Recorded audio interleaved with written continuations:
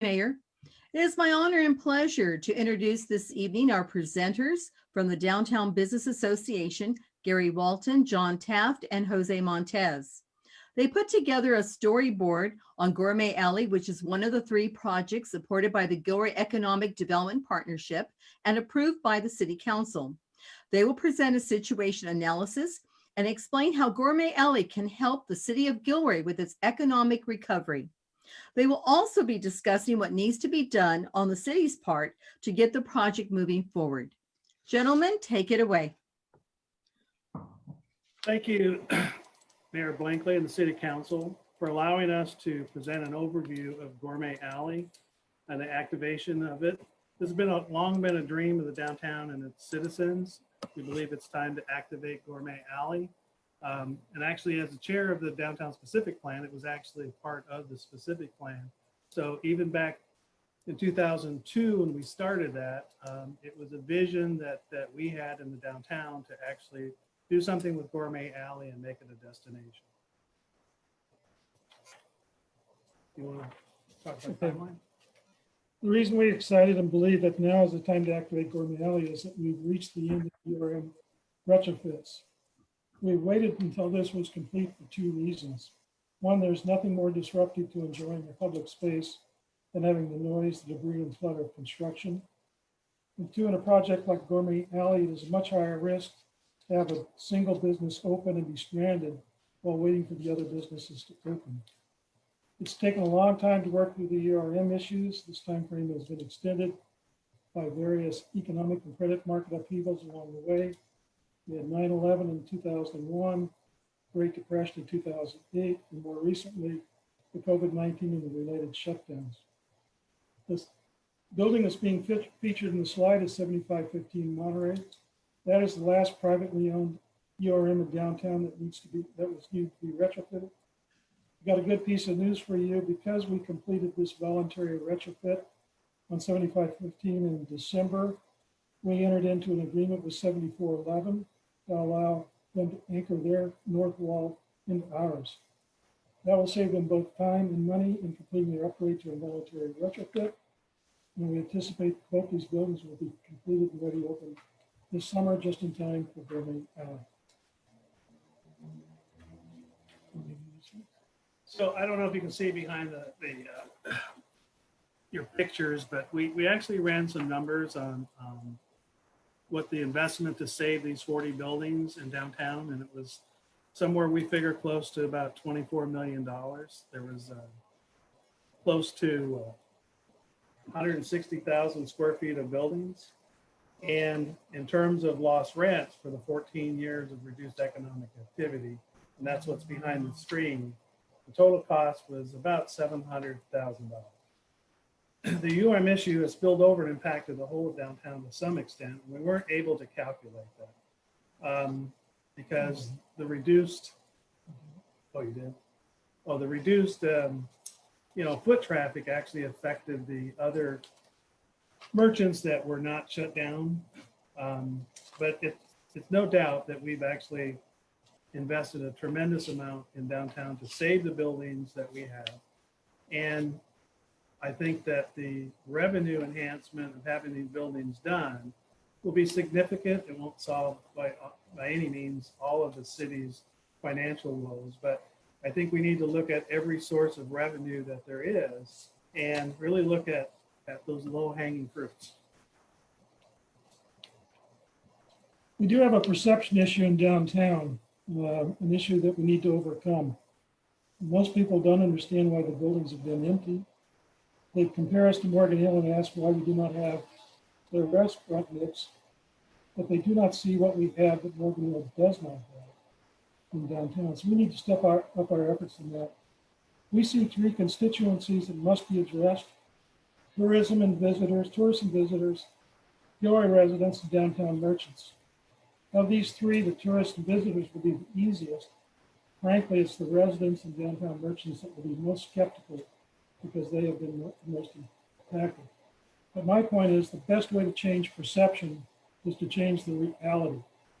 Gourmet Alley will do just that. But we need your help with Gourmet Alley. From an economic development standpoint, though, I think that Gourmet Alley represents low-hanging fruit for the city of Gilroy. And it will certainly help change the image of Gilroy as well. I'm not going to spend a lot of time talking about the COVID itself. It's the lockdowns that have hammered our downtown businesses. With the latest extensions, I'm very concerned about permanent closures. But as in all adverse times, there's a silver lining if you look for it. I see people want safe and inviting public spaces. I see that they want experiences. I see that they want a robust restaurant and entertainment scene. I see that they want shopping and things to do at night. I see that they want a walkable community. I see that they want gourmet alley. Okay, as you know, Gourmet Alley, along with the 536 and the skate rinks at the sports park, are a three-pronged initiative adapted by the Gilroy Economic Development Partnership to promote recreational tourism.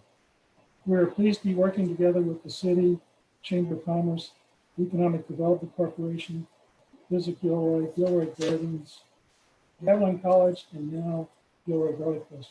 Long list. Beyond recreational tourism, what each of these projects have in common is a focus on placemaking. By developing public spaces, each is designed to take advantage of some unique aspects of our community and improve the quality of life in Gilroy. In today's world, people are looking for desirable places to live and work. The jobs are going to go where people want to live. So a great place to live makes for a strong economy. The development of a project like Gourmet Alley is really a collection of many smaller projects strung together to achieve an overall desired result. This collection of project ranges from projects that are a light touch. Some examples are finishing touches such as spring lights and landscaping, and when I say light touch, I mean cost. While others are a creative expression of our culture and values, such as murals and asphalt art. And finally, there's some heavy lift or heavy cost items like permanent, like the undergrounding of utilities in the alleyway. The success of Gourmet Alley will depend on reaching the right balance of projects to achieve our goal. Okay, Gourmet Alley has the potential to become a great place. But you cannot just build Gourmet Alley and walk away from it if you want it to remain a great place. So we also need to put in place a program to successfully maintain and operate our collective effort. This means we must designate an entity to maintain the concept and physical assets, manage and coordinate with the property owners and businesses, and create events and activities to attract both residents and visitors. Having run a shopping center, I'll tell you this thing is going to be more complicated than a shopping mall because there is no owner with overall responsibility. So to remain successful, this entity must also engage the community to get their feedback, look to other comparable places to see what they have done and how it might work for us, and listen to the owners and businesses engaged in making it a better place.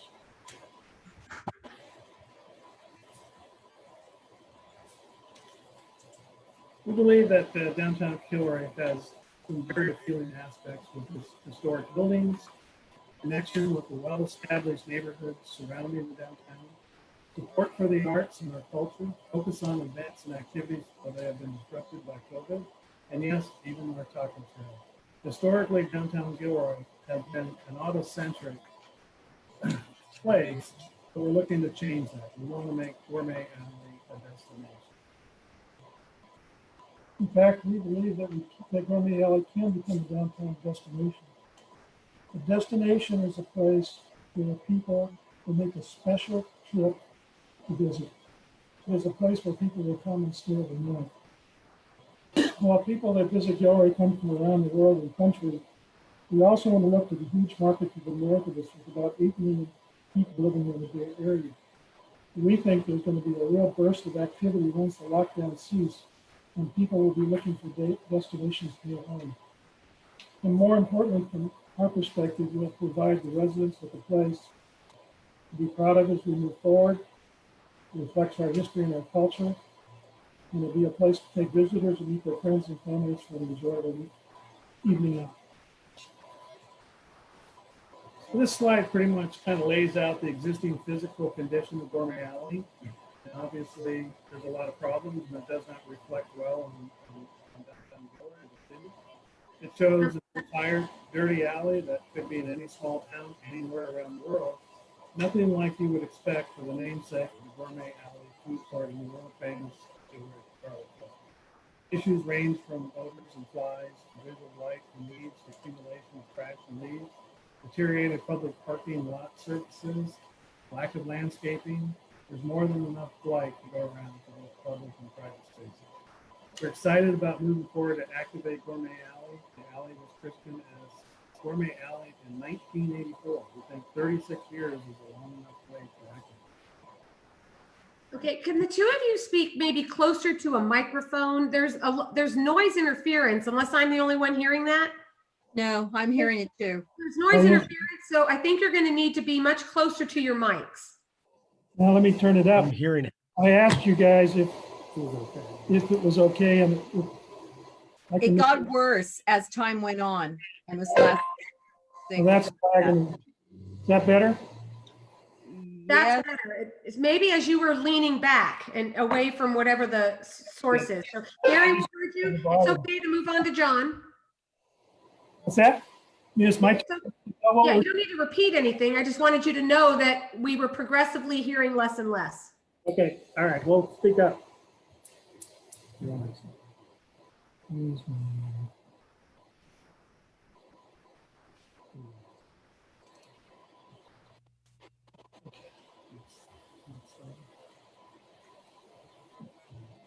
All right. Wanted to let you know we've received a proposal from Opticos, a nationally recognized urban architect, to work with us to refine our vision for Gourmet Alley, conduct a charrette, and to produce two conceptual renderings. We will use those renderings to illustrate the overall site plan concept, assist with marketing, and hopefully generate some excitement about the activation and transformation of Gourmet Alley.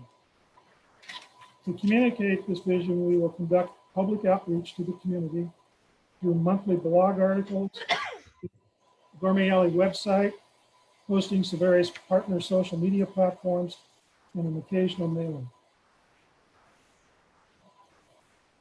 So we've developed a toolbox. While we develop an overall plan and concept for Gourmet Alley, we think it's prudent to implement the project in phases to limit the disruption of the downtown businesses and maximize the use of the alley. It also creates more focus and makes the project more manageable. When you look at the aerial shot of the block between 4th and 5th, the orange dots represent the area that can be activated and may be available for outdoor activities and seating. The rest of the photos depict various examples of tactical and creative placemaking techniques that can be deployed when we activate Gourmet Alley. We have a proposal from the Public Space Authority located in San Jose to help do events that would activate the alley. This will actually be a lot of fun as we move through this. Okay, now I'm going to take you through the next couple of pages are examples of activated alleyways around the world and the US. You should be aware that most of the alleys internationally it's more active than we have here. The first one is Melbourne, and they're a great example of activating laneways, which is what they call their alleys. They have a program where they activate multiple laneways every year throughout the city. And as you look through these examples, notice there's one constant: people. It has been said that it appears on hold. What attracts people most is other people. And then here's some examples of Belden Place in San Francisco, and Post Alley in Seattle.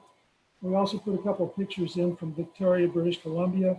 They've got multiple squares and alleys that they've activated over the years. What we're going to try to do with Gourmet Alley is a proven methodology that's been used to create some great spaces.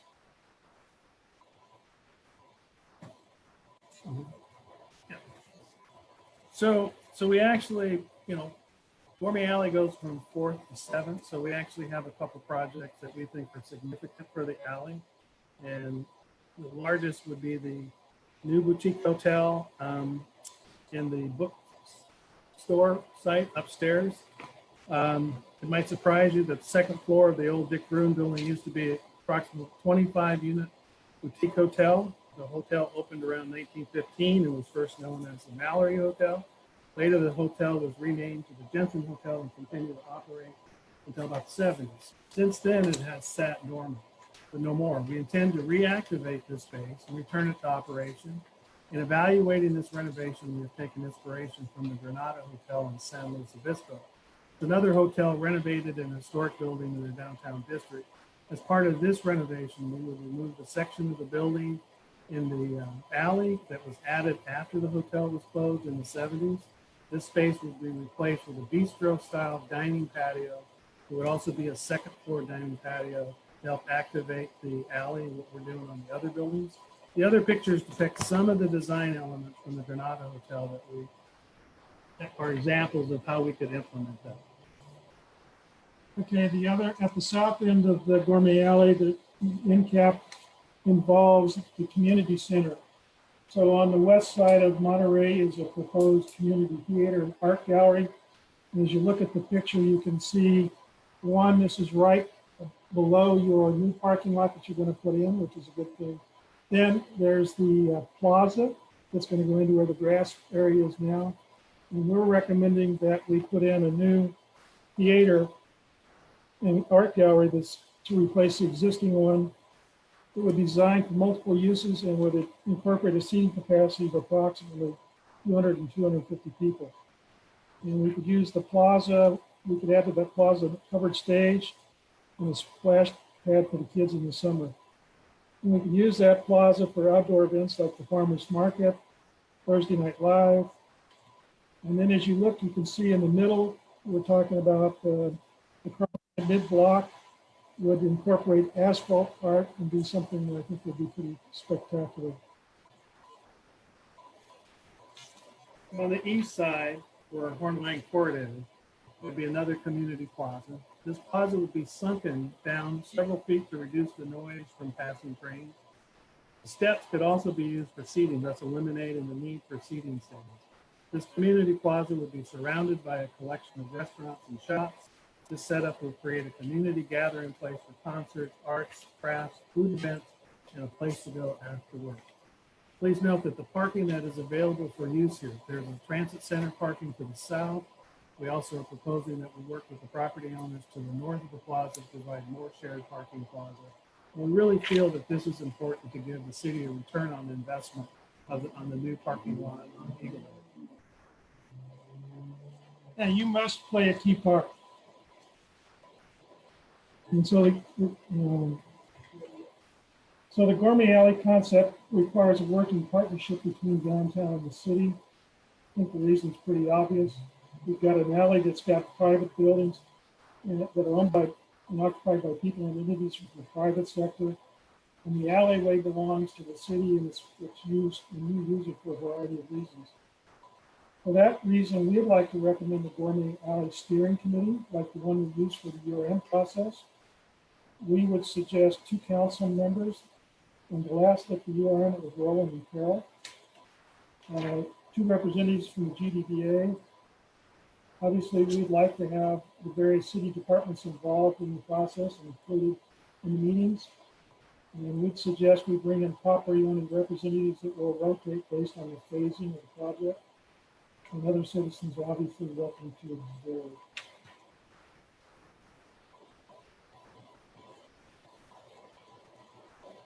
Underground utility services is probably the heaviest lift, the most expensive of the project, and have the longest lead time. The process also requires a significant participation by PG&E. The resurfacing of the alley is also a critical issue to be addressed because the concave surface is causing concern related to electrical cabinet installations. This project will activate approximately 60,000 square feet of building in the northern core. The community center concept will add a significant amount of space and parking requirement. This additional parking requirement and the current condition of the parking lots needs to be addressed. We will support the property owners, which I'm one of them. We will support the formation of a Gourmet Alley Assessment District and help obtain approval from the property owners. We've identified some potential sources for grants to help finance this project. It would also make sense for the city to also identify and evaluate grant programs. Okay, the community plaza, when you look down there, the city owns most of the land that's there. There are a couple of small parcels that you do not own. And one of the things we think you should evaluate is looking at acquiring those 2 properties. We also need to work together to determine how to proceed with the design aspects of the community plaza and related construction, and who's going to actually run the thing when we're done. There are numerous zoning ordinances and other regulatory issues that need to be updated and revised to address Gourmet Alley. And at the same time, we're also asking that you address some miscellaneous issues. For example, the trash enclosures are very important to address the trash accumulation in more public visible space like Gourmet.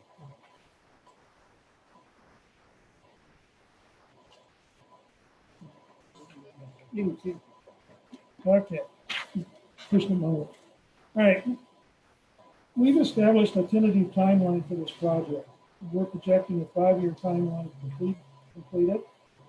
This is very tentative because we need some input from city staff and other key parties like PG&E. We do not intend to spend a significant amount of time in this meeting reviewing the timeline until it's vetted by your staff. So, but we did want to lay it out for you so you can see what we need to work on.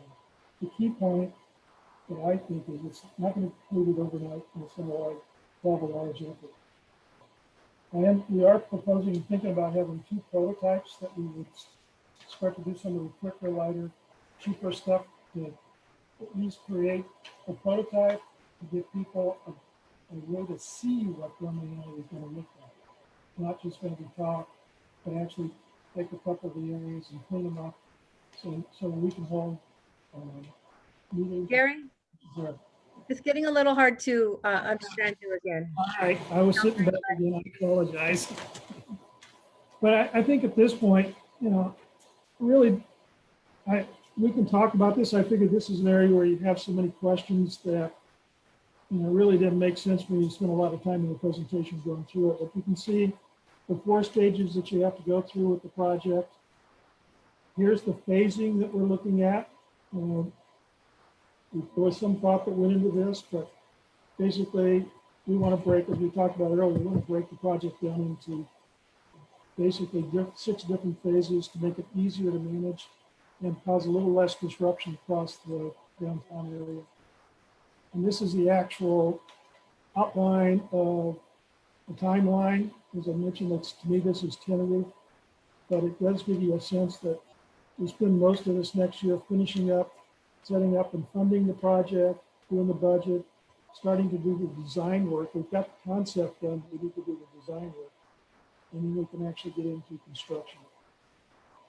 And I think at this point, we just want to thank you for your time, and we'll open it up to questions.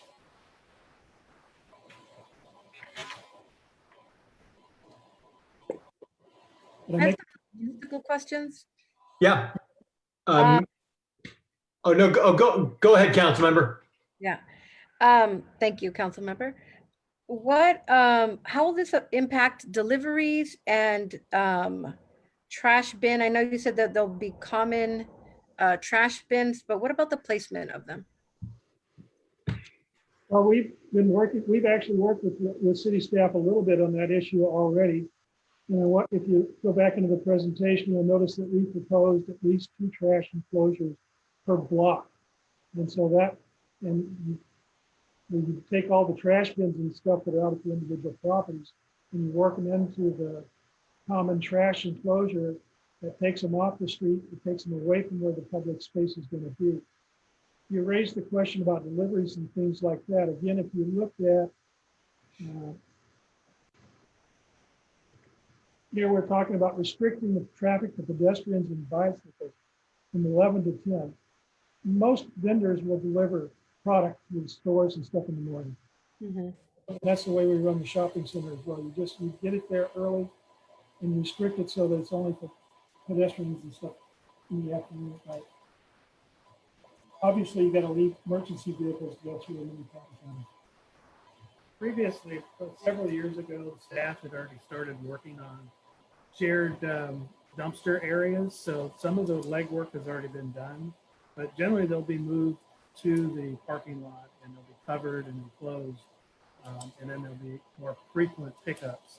But that gets all the trash stuff out of the alley and off into the parking lot. Okay. Okay, can I recap? Councilmember, your question was how many trash enclosures? No, no, no. The location, where will they be placed, right? Okay, Yeah, so that they're out of the way and also not, it's not too cumbersome for workers either, right? To right, be walking okay, too far, especially late at night, to throw the trash, things like that. yep. Mhm. Um, anything else, or will I move on? I do have another question, but I know Councilmember Laurel Munoz also did, so I don't want to take up all the time. Okay, Councilmember Laura Munoz? Great, thank you. So, and that the first question kind of gets to what I was going to ask was, I would imagine that a lot of the vehicle traffic there is already for deliveries. Every once in a while you see a car sneak through that area. Do you have a sense for how the traffic flow is at present of non-delivery vehicles? Would it be a significant imposition to close that off to existing, drivers who might use that to cut through? I personally, I don't think so, because again, we've got the parking lots back there, and Yeah. that's part of starting to restrict the traffic. We'll have to make arrangements so that the cars can make the turnaround and stuff in the parking lots. I sit there looking right down Gormy Alley from my office every day. And most of the traffic already is in the mornings. People are used to having a delivery schedule then. So I don't think that's going to create a big disruption in terms of deliveries and those kinds of issues. And we just have to work. I think that's the reason why, we have to include the merchants as well as the property owners on that first phase in this, because there are logistics that we need to work out. But I think they can all be worked out. This happens all over the place, so it's nothing new. But I think if they feel that they have more to gain than what they have to lose, I think we can get their support. Totally, and I agree. I think that assessment's correct. At least every time, I'm in that area, I don't see a whole lot of traffic along the alley. But I just wanted to get a sense from you. Yeah. Lately, it's been, over the last couple of years, it's been a lot of construction traffic, because we had more URM buildings on that block than the other block. And as we wrap this last building up, now we're in a position to start cleaning up the alley and improve the way it looks. And that'll be one of the first things that we attack. Understood. Let me ask one other question. This is on a lot of the different tasks that you identified for the city, the work that we have to do. And that includes things like, undergrounding a lot of cables. That includes, safety issues, resurfacing, amenities, things like that. What are the big things that have to be done first in order to allow for the later projects to actually take place? What are the must-haves for the city if we were to move forward with something like this? The biggest issue that I see is the electric services. Not only do we want you to underground them, but there's another problem that the city needs to address. The city needs to address the alley's got a concave surface. And so when we sit down and talk to PG&E, one of the issues they bring up is it's difficult for them to put cabinets into the alleyway because of its slope. You can't put them. So that's why we're putting the surfacing and the undergrounding of the utilities at the top of the list, because that has another implication. If you look at all the buildings up here in this thing, all of them have a service requirement that exceeds 400 amps. 400 amps, PG&E requires you to go underground. So we got kind of a dilemma right now. We can't go underground because of the alley. We don't have another place to put them. And so we've got to solve this issue, or these buildings are going to have a hard time moving forward and adding to Gilroy in downtown. So I think that we've pretty much talked to PG&E, and I think we've determined, I think that the undergrounding project will work with PG&E. I think an application needs to be made. I think the staff needs to start working on determining what is actually underneath the alleys, because it's going to be difficult to do the design work with not knowing what is actually underneath there. I'm hoping that some of that information that they already have But I think it's the planning part that we need to get going on in terms of the big lift, which is really the undergrounding of utilities. And the sooner that we start that planning process, then I think then we can fit that in on our schedule of what we're going to do in Gourmet Alley. But so I think it's if we're going to underground in this area, it's imperative that we start that process. Got it. Okay, thank you. And then Your question about what you have to deal with the alleyway mostly. The other areas, for example, you saw back.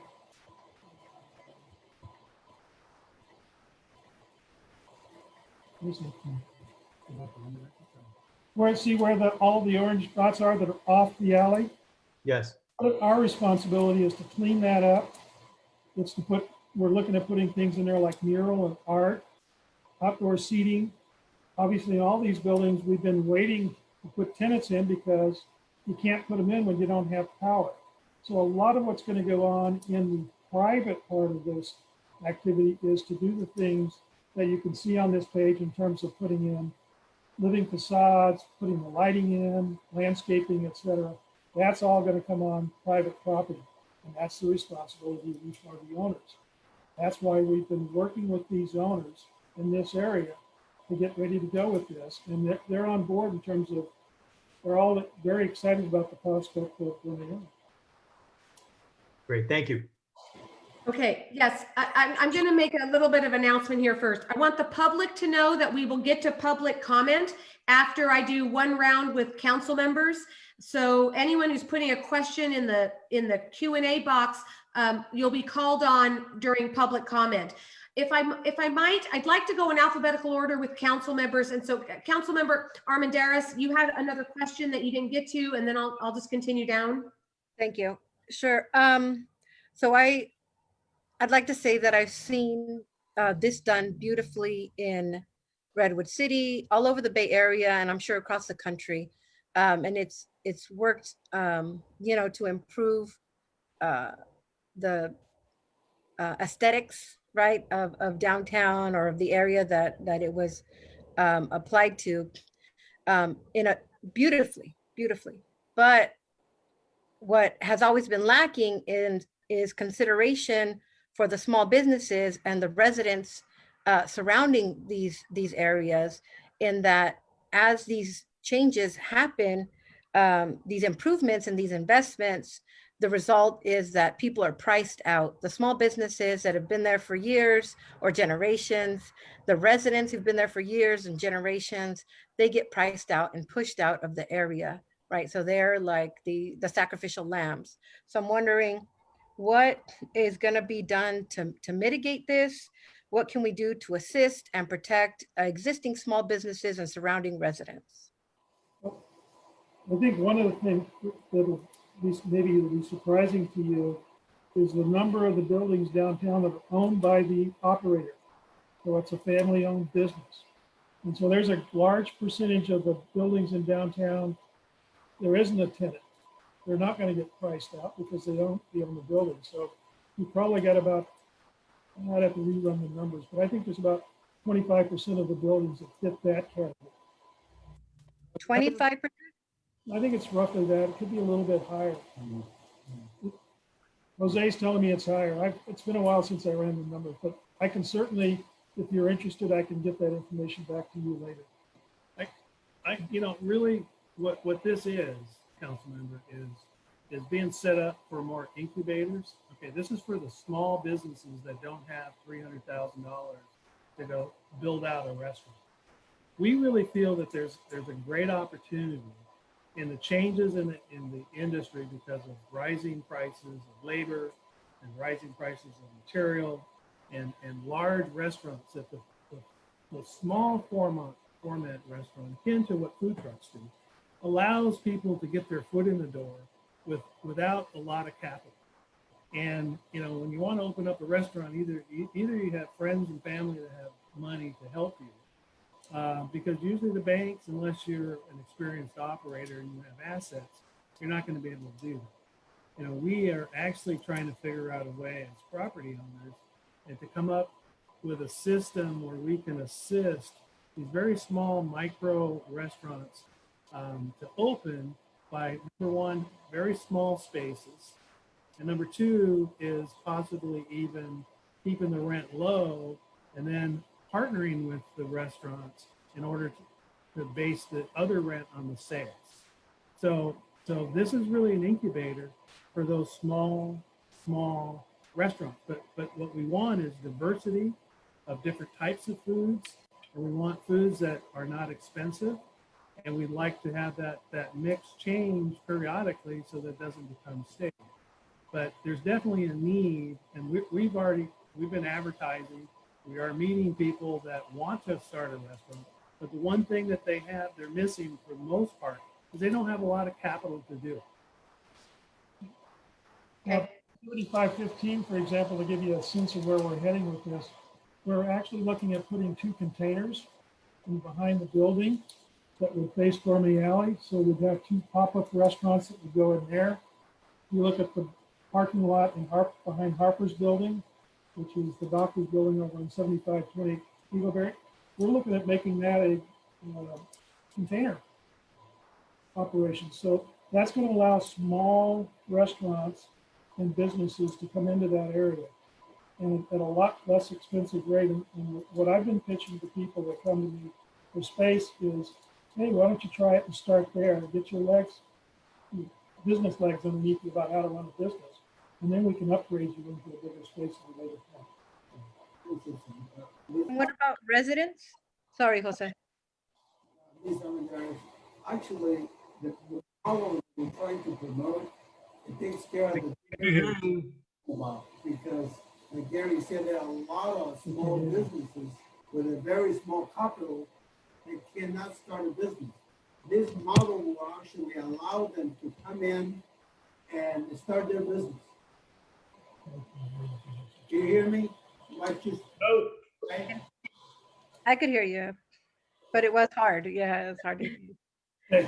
Okay. I'm going to move on from this question because we have to in order to get to other questions. All right, Councilmember Bracco. Well, it sounds good, but the obvious, we don't have any money. We're broke. And I would want to hear from all of the property owners and the tenants on where they stand on this. You know, I remember when we did Monterey Street, and when we got done, the property owners and the tenants wouldn't even wash the sidewalks. We'd have to do it twice a year for them. And these slides, you see what the alley looks like now. You know, if somebody just throws their trash out their back door, it doesn't matter if it's nice or not. That's how they do things. So I would want to buy in from the property owners and the tenants of what do they expect their part is going to be.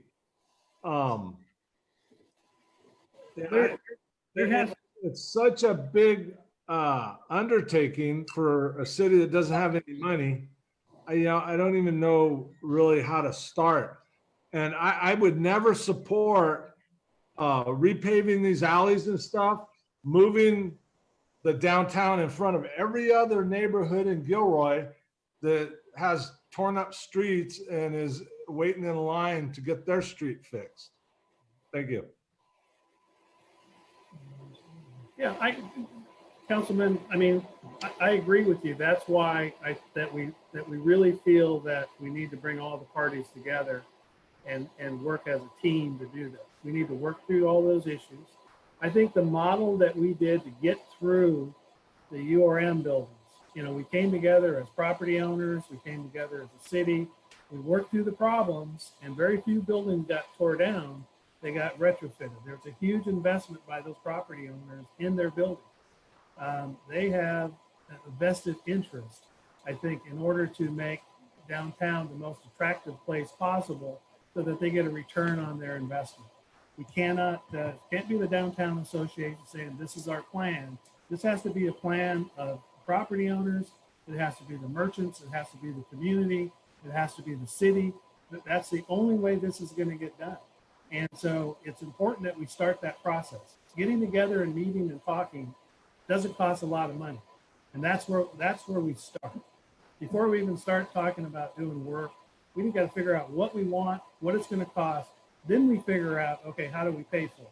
But to say, well, we don't have the money, so we can't do anything, I don't think that's the right approach. I think talking is the first place that we need to start.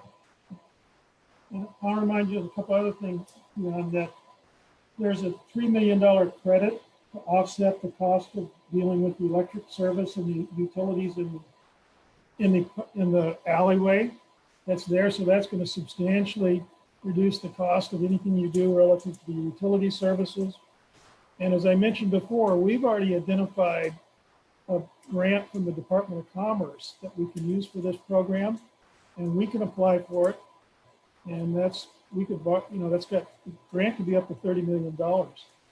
And I think the city could also look at looking for other grants. I think the Biden administration is going to put a lot of money towards infrastructure.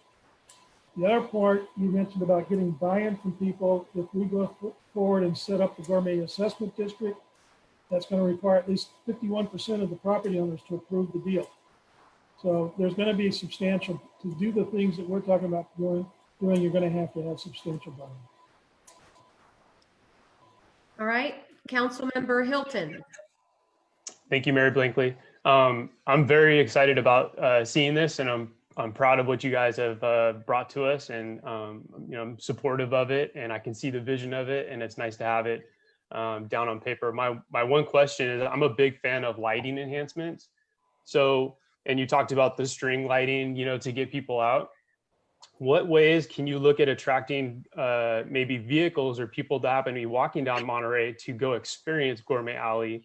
How can lighting enhancements maybe sort of tie in, or other wayfindings to get people off Monterey to go experience Gourmet Alley? Have you talked about that at all? Obviously lighting, the downtown has to feel safe, and lighting is one aspect of that. Cleanliness is another aspect of it. I think police presence, from time to time is an aspect. But it's important that people feel safe in downtown. If the alley is dark, and the other thing that makes people feel safe is if there are other people. If there's a lot of other people around, you feel safer. So what we're trying to do is create a place where people can gather. They can meet their friends there. They can get a bite. They can get, we got a new brewery going in, have beer, and hang out. I think that there's a lot of benefits that I see coming out of COVID-19, and part of that is the willingness of Americans to finally go dine outside al fresco. Before it's always inside, but I think when it first started, people were saying, boy, I like eating outside. This is kind of fun. And so, but I think that definitely safety, in terms of creating an atmosphere there, because it's not there now. It does not feel safe. And so we have a lot of work to turn that reputation around and create a place where people want to hang out. But I think if we're successful at attracting people, that's the one thing that attracts other people, is people. But we have to make them feel safe first. So it's one of our priorities. The other thing I think we need to look at, Zach, we've got a Paseo in the 5th to 6th block. And obviously, we're going to have a large complex down at the other end at the Art Center. But we do need to go back and address the possibility of Paseo someplace between 4th and 5th. And I think that creates a natural bridge between Monterey and the alley. We need to look at that as we go forward. So that may be another way to address your issue of how do we get people off Monterey to go back to the alley. I will tell you, when I've taken people out, showing them the space and talking about what the concept is, you really notice the difference between being on Monterey and Gourmet Alley. There's so much difference in the volume. The traffic on Monterey is extremely loud. It echoes as cars go through. You don't have any of that on Gourmet Alley. It's much more peaceful environment. You have a great time out. But it's much more pedestrian scale. It reminds you of the alleys, the streets in Europe, that were built before cars. And so, people are attracted to that pedestrian scale, not this big wide street and tall buildings. So we feel pretty good about it. Like I said, definitely we agree that safety's got to be a primary concern. Thank you, Mayor Blakely. Okay, I'm going to go to Councilmember Tovar because Councilmember Marks has had lots of time with this. I'll come to you later, Carol, but right now I'll go to Councilmember Tovar. Thank you, Mayor. Hello, gentlemen. Thank you for your presentation. As I've always said, I'm very supportive of this, but there's a couple questions, quick questions, but I think Councilmember Bracco brought up some very important points. And I understand the first step is having a discussion, but we also have to start thinking ahead about funding. But and the concept that you guys put together is wonderful, obviously, and I've seen it in other cities, and I've been lucky enough to travel all over the world and see different concepts like this. But I again want to make sure it's important that we get input from all building owners and businesses in downtown. I don't know if that was shared, this information was shared, or we got feedback from everybody, but I think moving forward, it would be nice to know that, or maybe even a list of what other businesses are suggesting, or building owners are suggesting, or their thoughts, so we know that there's input coming from throughout downtown. The other question I have is in regards to parking. Earlier you mentioned an additional 100+ parking spots. And in addition to the parking lot that the city is going to sort of put together, you get a lot of people saying, well, we need a parking structure. Will these additional parking lots that we're discussing here, will that sort of alleviate us from the idea of we don't have enough parking downtown? No, I don't believe so. I mean, I think that when we do events downtown, if it's something that people really want to go to, they know that parking is going to be a problem, and they just accept it. It seems like the day-to-day people that come down, they're the ones that kind of complain about, I can't park in front of the store. Okay. And so as far as reaching out, we have a mixer coming up at the end of the month. We're going to do virtually. And we're going to be doing a presentation to all the merchants, property owners that come to that mixer. We also are going to be meeting with the property owners on phase 1 between 4th and 5th, because we're really trying to convince them that they need to assess themselves, that we do things as a group. Okay. And so if we do form some kind of Gourmet Alley Assessment District, that has to go before a vote. You have to have 51% of the people agreeing to that assessment district. Right. And so we definitely, have to sell this to the property owners, particularly if you're asking them to reach in their own pocket and help pay for some Right. improvements in the management that we need to do on this. But yeah, it's can't just be a GDBA, concept and plan. It's not going to work. So we agree with you. One other thing, Fred, if you recall in our parking study that we did back a couple of years ago, as we were looking at this issue and what to do with it, one of the issues we brought up was merchant parking. If you look at what creates some of the issues in downtown parking, it's that the merchants are parking in areas that are prime spaces for customers. So one of the things that you'll see in what we recommended is we need to address the parking management system and how to deal with merchant parking so that they're more remote, opening up areas in close for the customers. After all, this is all about bringing customers downtown. And moving on, because I only have a little bit of time, but I like the question that Councilmember Hilton brought up about lighting. I personally think downtown is safe, and I'm down there quite a bit, obviously prior to this, but again, I think more lighting would be wonderful.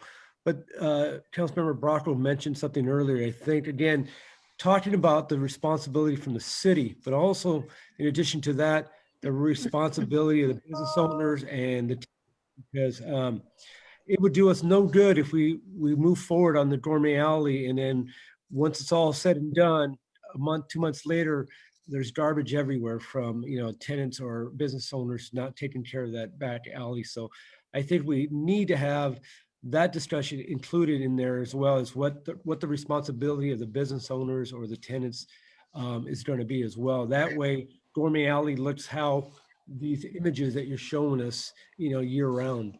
That's why we need the funding in order from the property owners to maintain it as a group. Okay, and then I think that as property owners, we could suggest lease terms that require tenants to do certain things. And, you know, if you're in a mall, you pay into a fund for all that stuff. And if you violate the rules of the lease, you're gone. They don't accept it.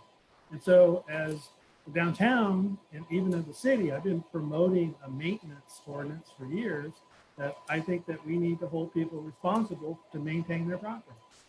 I do. And I bring this up because I think, again, and I like that, you know, I look at the apartments on 10th Street, you know, where when they first were built, I remember I think Mayor Blankley and Councilmember Marks all visited there, and we were told, you know, they have strict rules, policies. You won't see anything on the balconies, blah, blah, blah. And then a year later, you look over there and there's stuff hanging over the balconies. Again, I think, yes, what you're saying is important, but we need to hold these tenants or building owners responsible if they do not follow whatever rules or regulations we set. Thank you. Yeah, and so we've thought about that. One of the things we mentioned in the presentation was the maintenance of it. So we recognize that we've got to maintain this. It's not on the city to do that. All right. Okay, Councilmember Marks, would you like to ask anything? I just have a couple of comments. I think this is a great project, and I think it's worthwhile for it to go forward. It's going to be a way that we would be able to bring in some sales tax for the city where we could put money elsewhere to spend elsewhere in the city. It's not like we're neglecting any other part. But during the election, there was a common thread from the citizens saying how they wanted to see a downtown and they didn't have it. And they didn't quite understand why we didn't have it. This is our chance to really do something over the next 5 years to make a major improvement. And there are PG&E credits that hopefully we could use to help offset some of the undergrounding of the lines. But I just feel the possibilities for this project are endless. I don't really worry about the business owners trashing up the alleyways. When they see the neighbors, their neighbors, keeping everything neat and clean, they would look real bad. And I think the Downtown Business Association, or all of us, could put pressure on them to maintain their property. And those small businesses are suffering just like everyone else. This is a golden opportunity for them to step up their game and to really build their business. It's a very good economic opportunity for them. So, you know, 2 thumbs up from me. The Downtown Business Association knows I will give them all the help they need on this project. So good going, guys. Mayor, Happy can I to you. respond? Okay, you have a Mayor, can I follow-up question? respond? Okay, I want to get to public comment shortly, so go ahead. Yeah, no, Councilmember Marks, I mean, I think we're all, you know, most of us, not all of us are with it. I think that, you know, we all want to see this move forward. So, yeah, I just want you to understand that, you know, it's not just you or a few people. I think it's a lot of us. But going back to my concern about, you know, making sure that we hold building owners responsible. If you look at our downtown, we'd have buildings there that we can't get those building owners to retouch the paint or whatever it may be. So again, I think I say this because I want to make sure moving forward that that's not an issue where people are abusing sort of the back alley and dumping stuff back there. So again, I understand that, you know, people will be proud of it, but I also want to make sure that I don't want to see our Gourmet Alley 5-10 years down from now looking like a dump site, you know. So again, I agree with you 110%, but I also want to make sure that we set our policy from the very beginning of what we're expecting from building owners. Okay. Few comments I'm going to make, and then we're going to open it up to public comment, because I know there are at least 2 people that I see in Q&A that want to speak.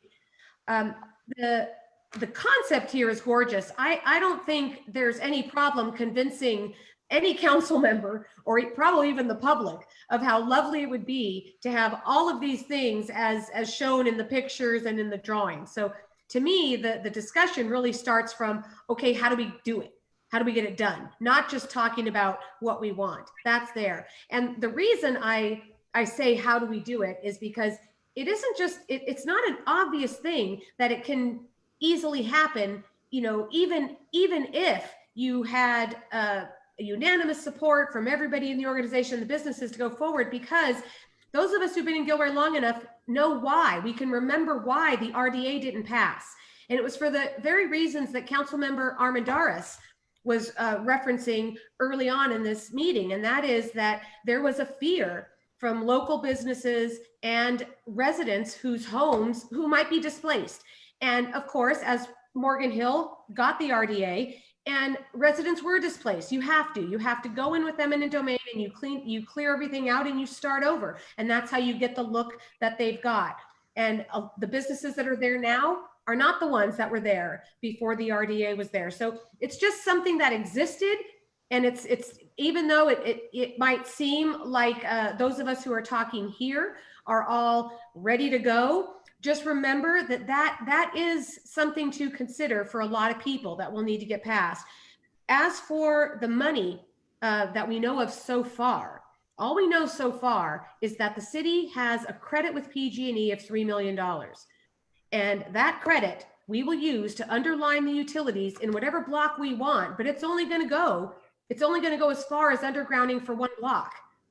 So it's not enough. Maybe it'll be 2 blocks. I shouldn't say that for sure, but alone, that $3 million doesn't get us then the repaving or anything else. So I'm just pointing out that where this conversation has to go is how much money are we talking to do each of the phases? And before a significant amount of money is invested, how are we establishing the assessment district to make sure that the property owners are held accountable then for their portion of what's benefiting those properties? Okay, I'll open it to public comment. Suzanne, would you like to ask people to chime in? Madam Mayor, Suzanne's not with us tonight. Scott Golden is going to assist us with public comment. Okay. Mayor Blankley, so we'll be having people talk through the Zoom meeting tonight, so a little bit different setup than before. All right. We do have a few members of the public who do want to speak.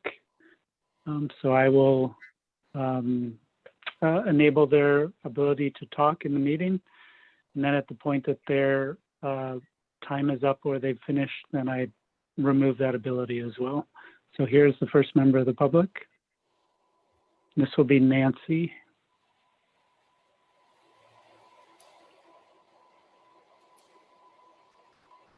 Hello? Yes. Oh, hello. Hello, Mayor Blankley, council members, and fellow Gilroy residents. My name is Nancy Maciel, and I'm the Executive Marketing and Event Coordinator for the Gilroy Downtown Business Association. And most importantly, though, I'm a Gilroy resident of 42 years, and I'm raising my 2 daughters here with my husband in the city that I love. So I'm glad to see that I'm hearing the support from council. And I do know you guys have a lot of concerns about the finances about it, but I'd like to, say that without trying to be heard and get this put out there, no one will even know of the idea. And so that leads me to the point that I'd like to thank, Gary Walton, John Taft, and Jose Montez for all the time and energy that they put into the project and also what they do for just our downtown. Without these individuals, I don't think that we would see all the improvements that we're currently seeing in downtown. And again, of course, I'm in support because I have been fortunate to work with these individuals, work for the Gilroy Downtown Business Association now almost 3 years, and gotten to know a lot of the merchants and some of the property owners. And with that, I really see that we really need to support downtown. It's basically what makes every, city. Gary always says, wherever you go, where's the first place you go? It's their downtown. So I do hear that finances are not there.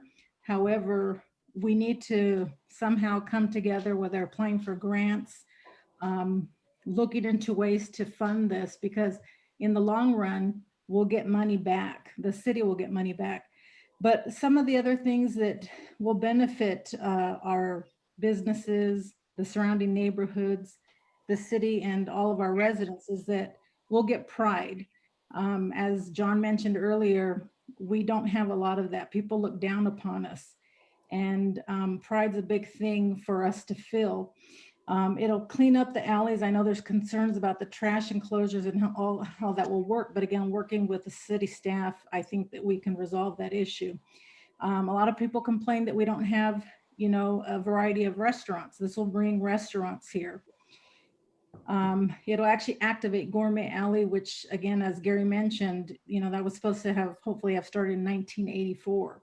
And so with this here, we can continue the outdoor dining that many people that we've seen on social media threads start to enjoy ever since COVID-19 started to occur. It'll allow residents to enjoy downtown all year round. It'll increase foot traffic. It'll eventually, hopefully with the boutique hotel, hopefully attract tourists to actually stay in Gilroy versus just, come for a day trip. It will hopefully be, make Is that a timer? Shauna, was that? It 3 was. minutes? 3-minute timer, yes. Okay, I'm sorry. Nancy, you're at your 3 minutes. Okay. You want to wrap up or Let me just say thank you very much for giving me the opportunity to, be heard, and thank you. Okay, thank you. All right, our next speaker. Next speaker will be Al. Al, you should be able to speak. Yes, I'm here. Oh no, Al. Oh, yes. There's very few things there's very few things that get me to call back into the council, especially because I want you to do your job and not to interfere with my own ideas and so on, because I had that opportunity many years ago. But this is one of them that the ones of you that know me, I started back in 2003, and actually even back before that in 94 on the planning commission, and then as mayor in 2003. And downtown was a focus of mine and many of my colleagues that even to this day sit on the council, i.e. council member Bracco later on and so on. So you're not, this is deja vu. You're just repeating the same things that we repeated back then, but we got some of it done. And then in 2008, when the whole economic issue came in, we had 26 applications for buildings downtown to be renovated and so on. And I want to congratulate Gary and his group for working in getting the URM done. We hear in our community that, we're not like Morgan Hill this, Morgan Hill that, and I'm tired of hearing that all the way back then, but we still hear it today.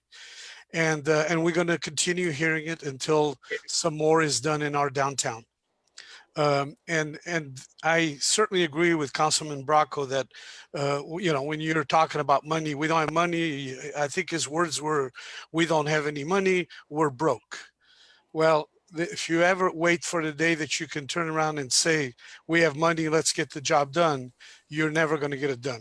We just got to do little bites at a time and try to basically find ways to do maybe one piece of it and then go on. That's what we did. And I would ask of the council members that didn't get a chance yet to please go back and look at the 2003, 2005 downtown specific plan, because these same things are there. There's the Gourmet Alley, there's everything that you can think of is there. Today I revisited before coming onto this meeting, and I just typed on your website, Gilroy downtown specific plan, and there I was. I had everything in my hands, and believe me, I relived those days where we reached out to the community, had visioning meetings, had all that. That's exactly what you're going to have to do in this piece of the downtown specific plan. Start getting the vision done, start looking at alternatives as to how and where you can get some money to try one little piece, and then by then people get excited. You're going to have to find some kind of excitement for downtown once again. Go on the website, type downtown streetscape, RJA.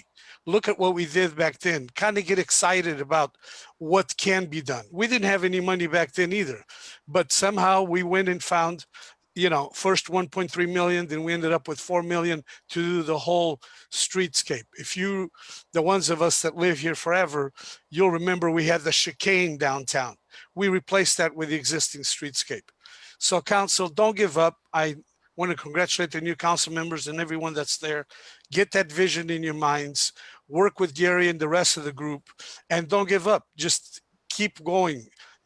Right now, people are anxious to see something happen in our downtown. Last, to close off before Marie cuts me off, I want to say that one of the campaigns that this council should work for is in the near future, get a hold of this community, do campaigns to the folks at Eagle Ridge and on the all these new homes that are being built, and tell them stop. And I was going to use a bad word, but I won't. Stop complaining about our downtown. Go downtown, go to Ciolito, go to the city hall, go to the cafe, Garlic City Cafe. Participate in these businesses. If you don't like something there, tell them about it so they can improve it. But start participating in our downtown so that others can invest. Nobody's going to invest if you see a downtown that has no life and nothing happens. So have our constituents stop complaining and be part of this solution, and get out in the community. You as council members, get out in the community, do a campaign and get people to go to downtown. Meet them downtown. Tell them, we're going to have such and such a day when this thing opens back up as downtown restaurant. Meet us all down there and participate. Anyway, thank you for listening to me, and I want to wish the council nothing but the best. If you do well, our community does well, and I know it's not an easy job. No matter what you do, there's always those against and for it, but don't get stuck in this little minutia right now about, what about this, what about that? Look at the big picture, start working from the beginning, and let's get it done. Thank you again. Thank you, Al. Apparently Shauna was too scared to even put a timer on you. I don't see Well, no, thank you. Respect for our former mayor, and it cannot be stressed enough how many former council members, even current ones too, but how many people for 20, 30 years or more have been trying to work with downtown. So including when we had the opportunity to have an RDA. All right, next public speaker.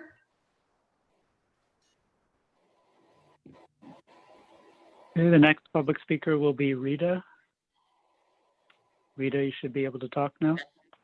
Yes, hi. Hi, my name is Rita Emerson, and I'm a resident of Gilroy. My husband and I and our children, we've been here about 16 years, and my husband and I are both in the restaurant business. I'm a consultant with a national restaurant consulting firm, and my husband is the CEO of Asian Box Restaurants, which is a small startup chain in the Bay Area.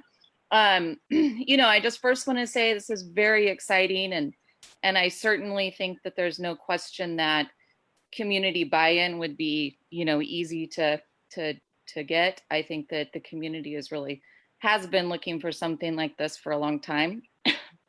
So I encourage you all to pursue this further.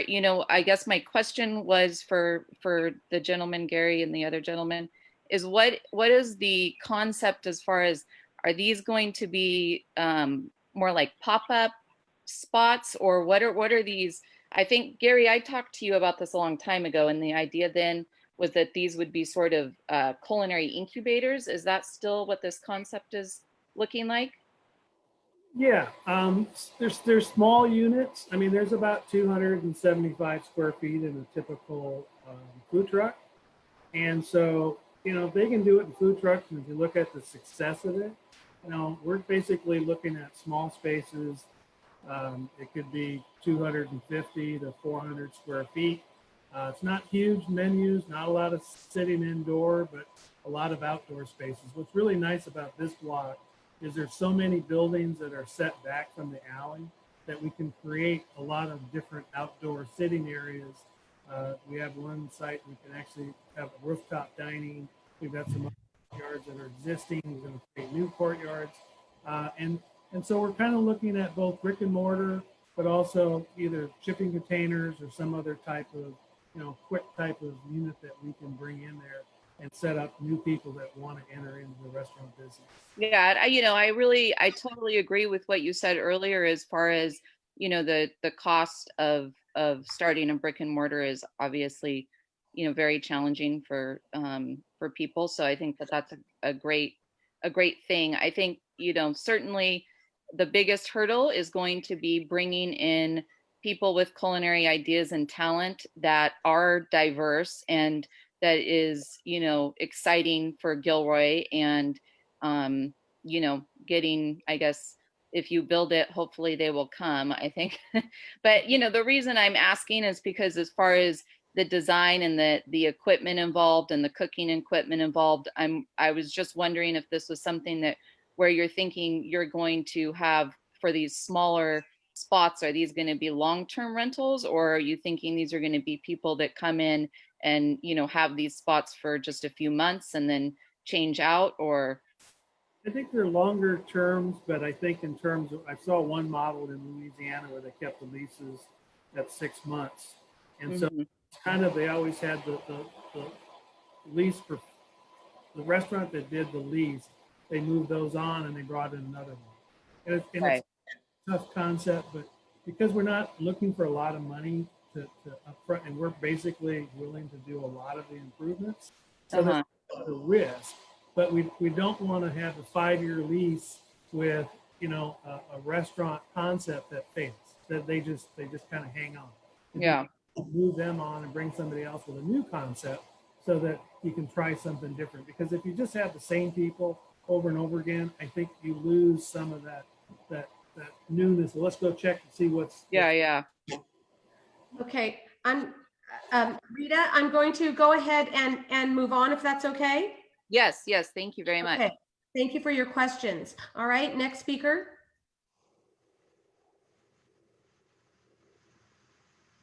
Okay, the next speaker will be Dave. Dave, you should be able to talk now.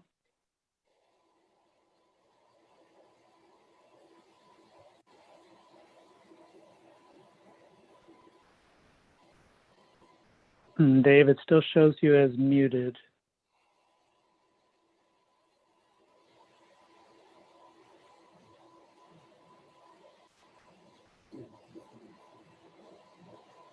Okay, maybe we'll come back. Oh, no, there he is. There. You got it now? Dave, are you there? I'm here. Okay, well, speak. Okay, well, thank you, Mayor Blankley and council members. I'm after looking through the presentation and listening to it from Gary and John and Jose's add to it. I think I might have retired too early. 42 years wasn't enough to be in business downtown. I've waited a long time for this kind of a project to come along. I can remember when it first started, when they put the sign up that said Gourmet Alley. I was in business then. So this is exciting for me. I think it's exciting for anybody that has been in Gilroy for a period of time that would like to see change and would like to see something new. And this is new concept and it's exciting. I didn't see, and I was gratified in seeing that. I didn't see any displacement of existing buildings. I didn't see any reason to expect there to be anything like that. The things that go on in the alleys can be addressed. I think that looking at that parking that's going in south of or behind the existing art center and across the street behind Hornline Court. For years, I thought Hornline Court should have been a plaza anyway. And I think that the corner at Martin and Monterey should be a mini plaza. I like the idea of shutting down the alley during a period of time to where it's pedestrian oriented. That might even be a good idea for Monterey Street, redirecting traffic. But I don't see any disruption other than construction. And I like to see that. Putting trash enclosures, something that we discussed years ago, 1984, when they did the charrette for the downtown and redevelopment of the downtown. Lots of things have been hanging around the ideas. It's just the impetus and to get it done. And I think Gary and John and Jose should be congratulated for bringing the desire to get it done. So thank you. Okay, do we have any other public speakers? Yes, right now we have two more. This will be Michelle. Michelle, you should be able to speak now. Okay, can you hear me? Yes. Okay. Yeah. Well, thank you, Mayor Blankley and council members. I am on the board of the GDBA, and I just want to let you know that the board fully supports what they're doing.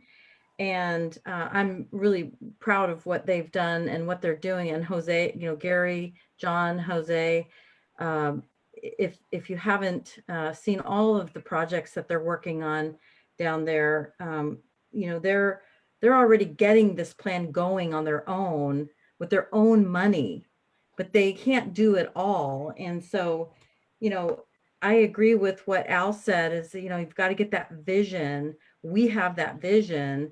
And, it's kind of like build it and they will come, right? Or, put the plan there and then the rest will come. Energy brings energy. It's what, when Morgan Hill was adding all those restaurants and people said, how on earth are they going to sustain? But look, they all did because there's already energy there and energy brings energy. So I think that, we'll see that probably with the new restaurant area that they're working on now, with the open concept back there. And I think it's just going to get that momentum going, but we definitely need council support and somehow find a way to bring money into, to help get this plan going. So I agree with Zach Hilton on the getting more lighting in the alleys and everywhere in downtown. I think lighting is really just somehow it makes it warmer and inviting. So that's pretty much it. I just really wanted to show my support and that we hope that you guys will support us also. So thank you very much. Thank you, Michelle. Mm-hmm. All right, Scott, next. Okay, one more. This is Diane. Diane, you should be able to speak now. Hi, can you hear me? Yes. Hi, this is Diane Sterla. I used to own Cafe Time, and since selling it, I've been looking for somewhere to land. And of course, downtown has always been kind of in the back of my mind. And looking at these plans and thinking going forward, the only thing that I would like to suggest that I didn't see, Gary, is in your plan, I don't see any difference in traffic patterns. And I don't know if this is something that you should address at this point or later. Something like maybe making Monterey Street one way and Eagleberry the opposite direction, so that when you bring people downtown, you actually like create kind of an envelope for the area. So you're not discouraging people from going on Monterey Street. You could also maybe expand the sidewalks on Monterey Street and make it a little bit more pedestrian and bike friendly in that area. And you could also help the homeowners that are still on Eagleberry kind of feel better about the traffic situation and how many cars are coming. So that's really my only comment on this, but it looks really exciting to me. Okay, thank you. Anybody else? Yes, we just had another hand raised. This is Jane. Jane, you should be able to speak now. Thanks, Scott. Jane Howard, visit Gilroy and California Welcome Center. First of all, it's been amazing listening to all these voices that have chimed in. And anytime I hear Al Pinheiro weigh in, obviously there's a big subject going on. And I just wanted to comment that it was great to hear from Al. And Dave Peoples, who has been a longtime downtown business owner, and Michelle, who is a current business owner. anyway, from the perspective of Visit Gilroy, and then also as a member of the Gilroy Economic Development Partnership, I want to speak in support of this initiative that is one of 3 initiatives adopted by the GEDP. I think the big picture here is this is an idea for long-term economic recovery for the city of Gilroy. I think it's going to take a lot of work. It's going to take a lot of collaboration and a plan that gets some definitive who's responsible for what and on what timeline. So as a member of the GEDP and working on the other 2 initiatives, that's how we're approaching those to hopefully get some success. So just wanted to say that that will be important for this initiative as well. Council, thanks for having the study session tonight. And I look forward to seeing what's next in terms of developing a big, big plan for Gilroy's economic recovery after this pandemic. Thank you. Thank you, Jane. Scott, where are we now? Okay, it's Mayor Blankley. That is all the members of the public who have indicated they wanted to speak. Thank you. Okay. Thank you, everybody who has come out tonight to speak. Back to council. Does anybody have anything new based on anything you heard? Or should we move into summary? Mayor, may I just make a quick comment? Absolutely.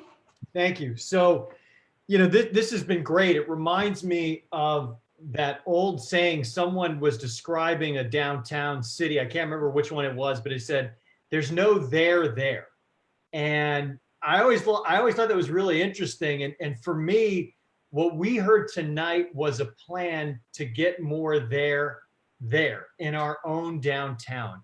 And so I want to take a moment to thank John, to thank Gary, and to thank Jose for really thinking through this and coming to us with a very well thought out and laid out plan here. I think this is something that is important as an issue in terms of Gilroy's economic recovery. I think it's also important, perhaps more so, as an issue of Gilroy's kind of cultural and historical identity around creating a downtown with a sense of place, a sense of identity. I like the fact that there were so many examples that were provided of where this kind of vision has been successful in other cities. And I think it's something that has been proven to work, and it's something that there's no reason why it can't work here in Gilroy. I think the devil really is in the execution. So we've got a great plan, and now it's a matter of, okay, how do we actually make that work? So I agree with the comments that people shared, where we have to make sure we get buy-in from the property owners. We get buy-in from restaurateurs. We get buy-in from the larger community, and we have standards that we make sure that people are held to. So long way of saying, I really like this vision, and I'm excited to kind of explore some more of the details about how we ensure those standards going forward. Thank you, council member. Okay, because the presentation slide is still up, I can't see everybody on my screen. So if there's another council member who wants to say something, can you let me know? Oh, there we go. Councilmember Bracco. Okay, I saw Councilmember Bracco first, and then I'll get to Councilmember Tovar. Yeah, I think what we need to do is come up with our next steps. Yeah, I would like to hear from our staff on how do they see proceeding. Plus, we have a lot of this already done that we've done over the years. We need to pull that off and dust that off instead of duplicating it. But, you know, I would like to hear from our staff. Do we take the money we have, the $3 million, and do $3 million worth and start there? Or, you know, or do we have to do a study? What about the tax district? I would think that would be one of the first things to look into and to possibly implement. And I have a question for Jimmy or Andy. Since the city owns all those parcels downtown, we would pay into that tax district too, correct?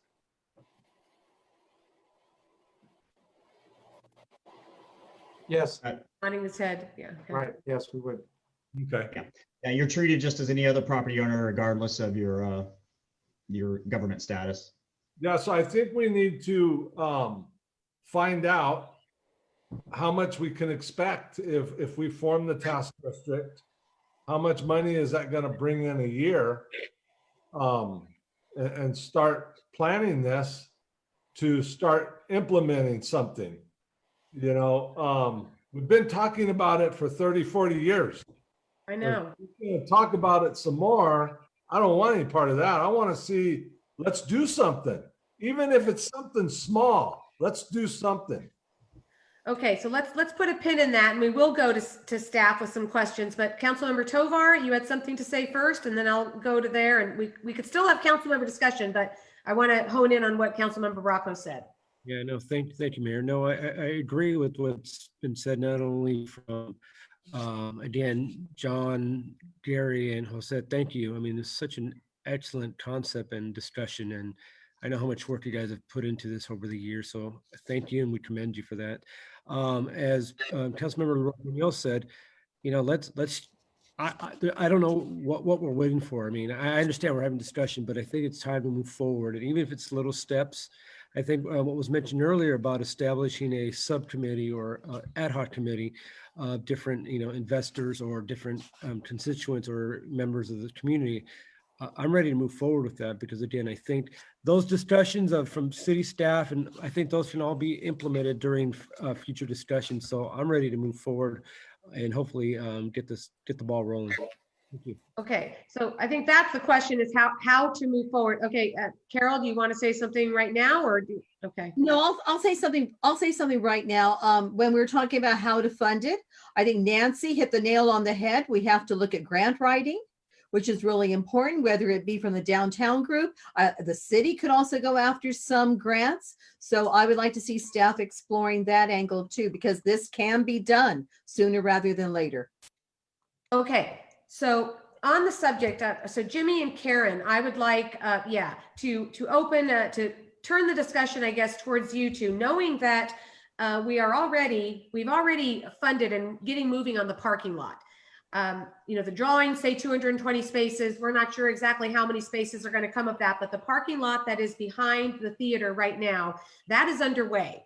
And whether we get 150 spaces or 160, 70, whatever that is, that's underway.